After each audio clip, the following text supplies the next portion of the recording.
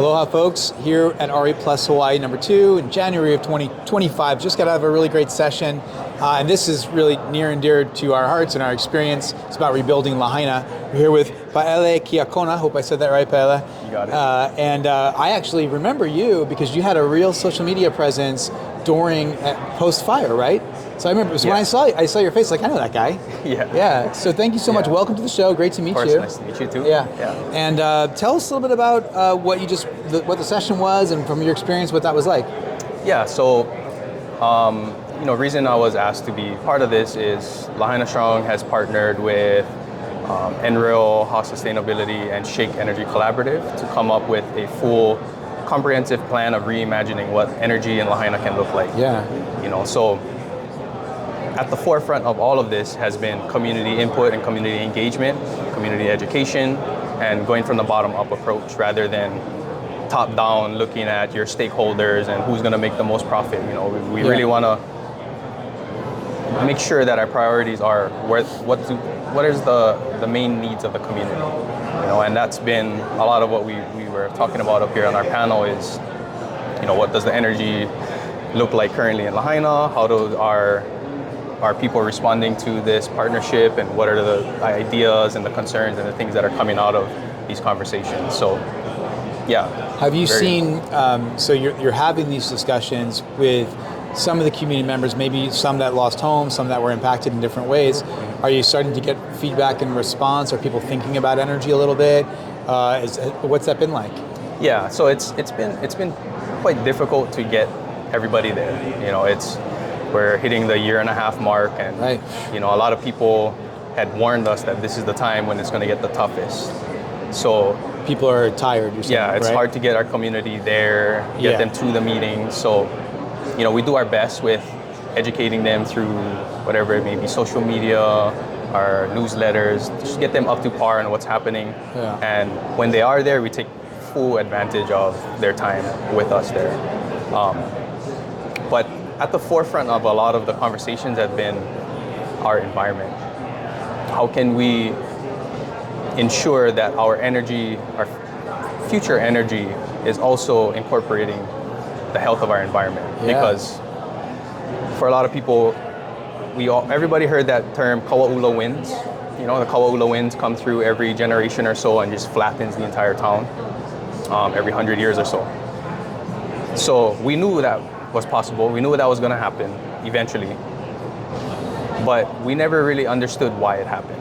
So obviously with modern technology, we could see that there was a high pressure system north, low pressure system south with the hurricane. Oh, that's amazing. And that just, shot that wind right through our mountains and created that wind on that day, because the rest of the island didn't have wind like that, only in that place. That's unreal. So that being said, as we've been seeing more and more lately with our climate, we've been experiencing storms that happen every 50 to 100 years, happening every other year, as we've seen in the Gulf of Mexico, Florida, and now we're seeing in California. So can this happen again? Absolutely. So how do we ensure that we are creating a resilient plan to prepare us for something like this if it was to happen again? So that's why it's so important to have that community input and the community there at the forefront of all this discussion.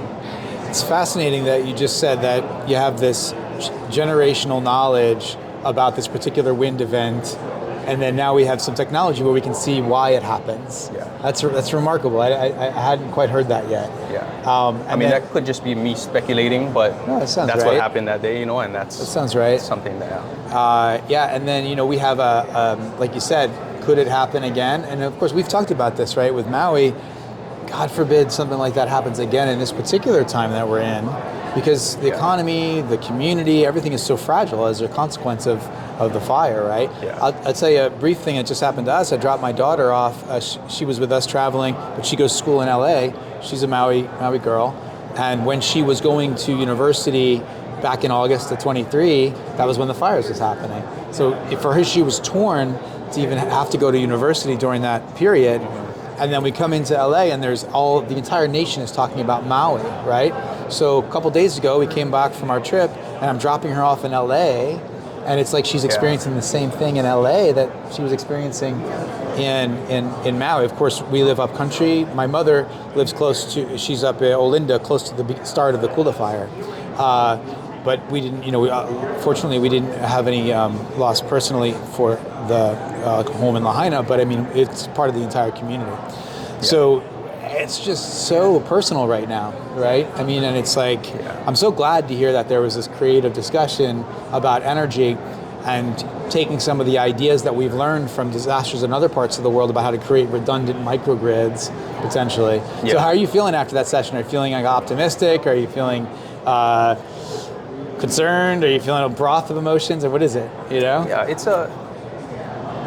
I feel very hopeful for our future. And it was nice to hear it repeated again that we have to meet the community where they're at, because I can't tell you how many meetings I've been to, and our community have been to, and the fatigue is real, and we just have to get creative of how we can meet them where they're at. Instead of bringing them to an event strictly just talking about energy, how can we bring them to an event where there's multiple things happening at once and people who are interested can show up and voice their opinions, So trying to get creative in those senses, but yeah, I'm very hopeful.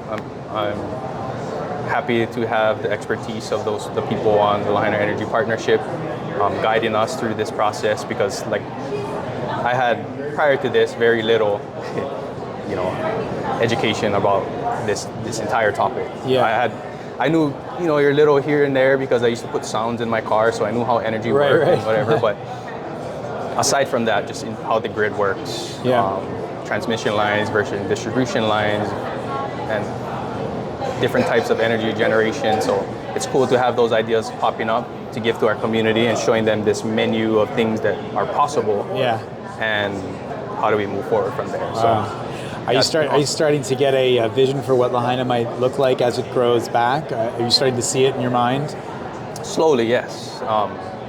And again, myself personally, something that benefits not just the consumer, but something that also benefits our environment.